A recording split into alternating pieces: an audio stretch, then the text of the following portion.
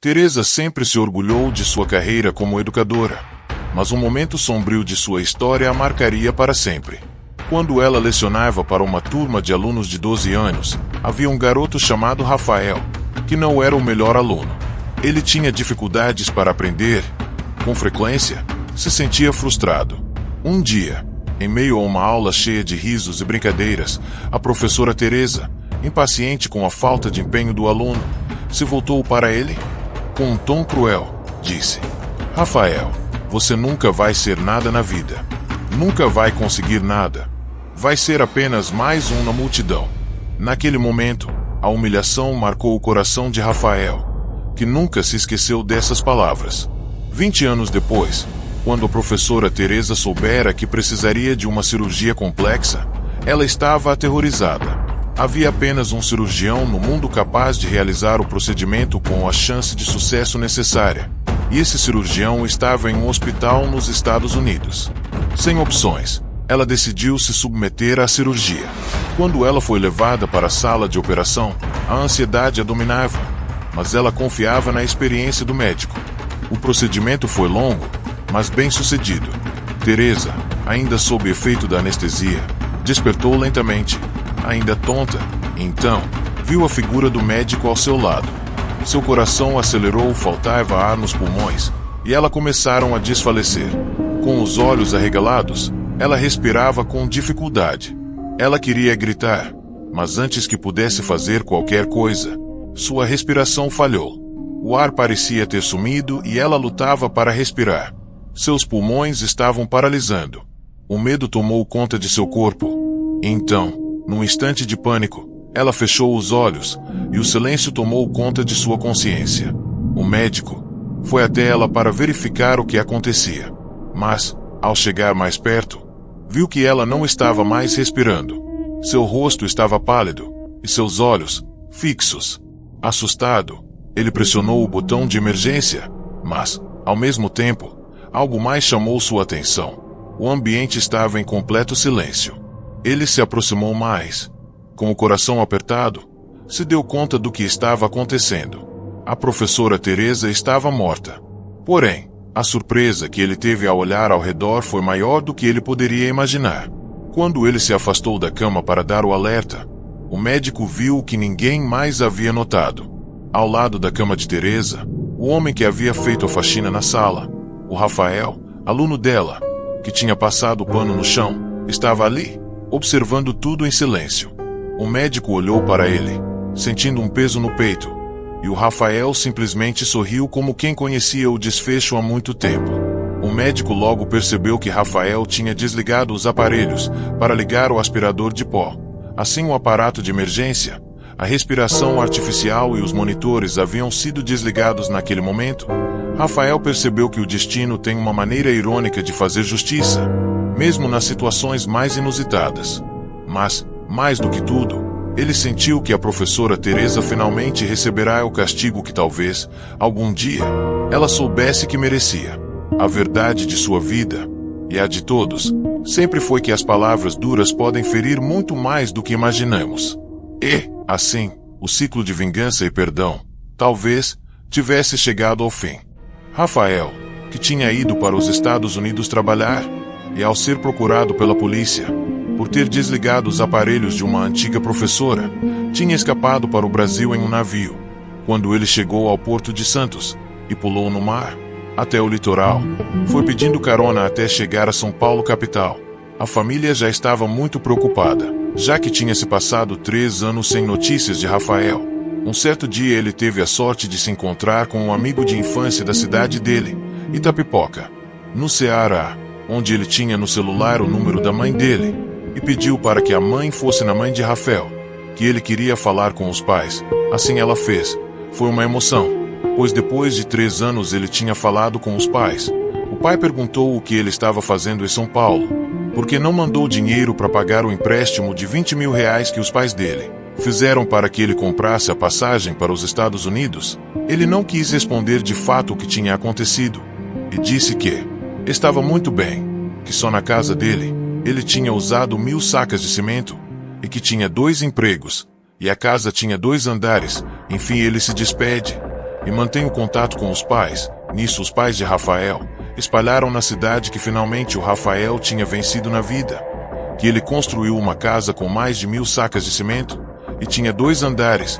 Logo a notícia espalhou, e o prefeito, que conhecia a família, mandou publicar na rádio que o morador da cidade, o Rafael, tinha vencido na vida. Toda a cidade só falava nisso. Nisso a história chega até São Paulo, e um grande apresentador, comovido com a história de Rafael e sua família de Itapipoca, foram fazer uma reportagem ao vivo na casa de Rafael. Toda a cidade e o Brasil estava acompanhando para ver o menino que tinha vencido na vida, que tinha construído a casa com mais de 1000 sacas de cimento. Nisso, quando o repórter consegue achar o Rafael, ele estava puxando uma carrocinha de reciclagem e estava muito bêbado. Ao falar para o Rafael o que se tratava tudo aquilo, Rafael então apontou para um edifício. Ao mesmo tempo apontou para uma praça perto do edifício, onde se encontrava uma pequena comunidade. Logo ele disse ao vivo: o barraco foi revestido com mais de 1000 sacas de cimento e que ele fez um andar em cima para um amigo dele. Nisso realmente o Rafael não mentiu para os pais. Às vezes achamos que nem tudo está perdido nessa vida. No caso do Rafael, sim. E por falar em Rafael, vocês se lembram do Rafael do Polegar? Rafael e o preço da escolha. Nos anos 80 e 90, Rafael era um dos rostos mais conhecidos do Brasil. Como integrante do Grupo Polegar, viveu o auge da fama.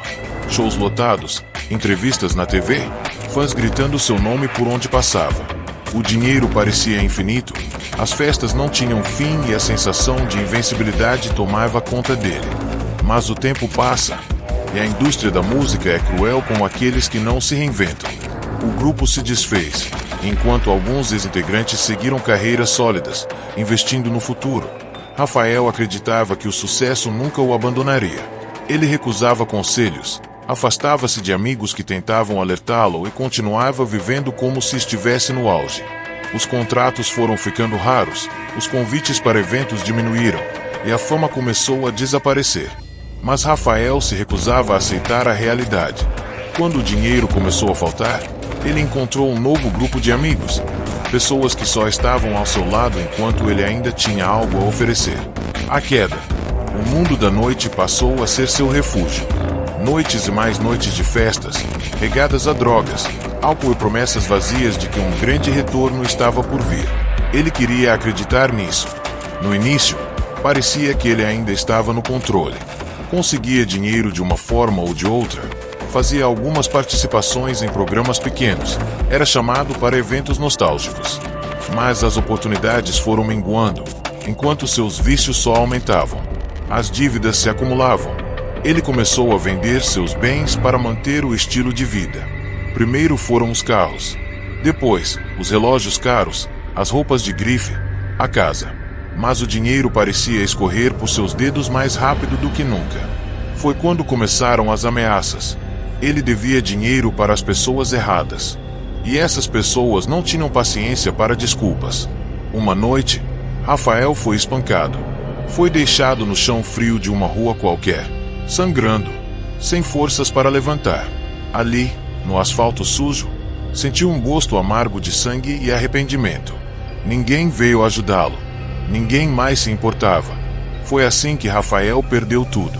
Sem dinheiro, sem amigos, sem casa, sem esperança, ele foi parar nas ruas. O fim do poço. Os primeiros dias foram os mais difíceis. A fome doía como uma faca afiada, e ele nunca imaginou que um dia imploraria por comida. O frio cortante das madrugadas fazia seu corpo tremer, e cada novo dia era uma luta para continuar. Às vezes, era reconhecido. Algumas pessoas paravam, olhavam para ele e murmuravam: esse cara não era famoso, não era do Polegar, mas ninguém estendia a mão. Ninguém queria se misturar com alguém que havia caído tão baixo. A solidão foi o pior castigo. À noite, ele se encolhia em um canto qualquer, abraçando o próprio corpo, fechando os olhos e tentando se lembrar do tempo em que dormia em lençóis de seda. O tempo em que era aplaudido. O tempo em que sua vida ainda fazia sentido. Ele queria sumir. Foi então que, em uma noite fria, deitado sobre um papelão, ouviu uma voz que jamais esperava ouvir ali. Rafael. Meu Deus, sou eu. O Gugu. O encontro com Gugu. Ele achou que estivesse sonhando. Talvez fosse apenas um delírio da fome e do cansaço. Mas quando ergueu os olhos, lá estava ele. Gugu Liberato. O homem que lançou sua carreira. O homem que sempre acreditou nele. O único que ainda se importava. Gugu ajoelhou-se ao lado dele, segurando-lhe o rosto com delicadeza, como um pai que encontra um filho perdido. O que aconteceu com você, Rafael? Como chegou a esse ponto? Ele não conseguiu responder. As palavras ficaram presas na garganta, esmagadas pela vergonha. E então, Rafael chorou. Chorou como não chorava há anos. Chorou por tudo o que perdeu. Chorou por todas as más escolhas. Chorou porque, pela primeira vez em muito tempo, sentiu que não estava completamente sozinho. Você ainda pode mudar essa história, disse Gugu, com os olhos marejados. Mas precisa querer. Rafael balançou a cabeça. Como? Como ele poderia recomeçar? Quem iria aceitá-lo agora? Você ainda tem pessoas que se importam com você. Eu sou uma delas. Mas você precisa dar o primeiro passo. E ali, no meio do nada, pela primeira vez em anos, Rafael sentiu um fio de esperança. A caminho da redenção. Gugu não mediu esforços. Levou Rafael para uma clínica de reabilitação, cuidou dos trâmites, deu a ele a chance que ninguém mais daria. O caminho não foi fácil. O corpo doía. A mente gritava. Havia dias em que ele queria desistir, fugir, voltar ao caos. Mas todas as vezes que pensava em abandonar tudo, lembrava-se de Gugu ajoelhado ao seu lado naquela rua suja, segurando seu rosto e dizendo: você ainda pode mudar essa história.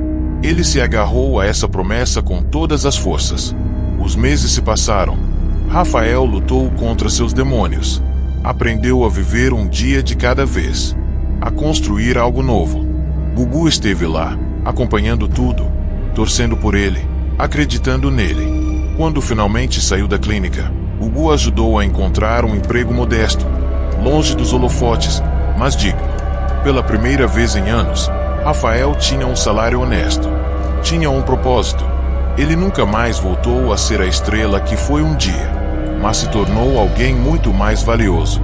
Um homem que entendeu que a verdadeira riqueza não estava na fama, mas nas pessoas que nunca desistiram dele.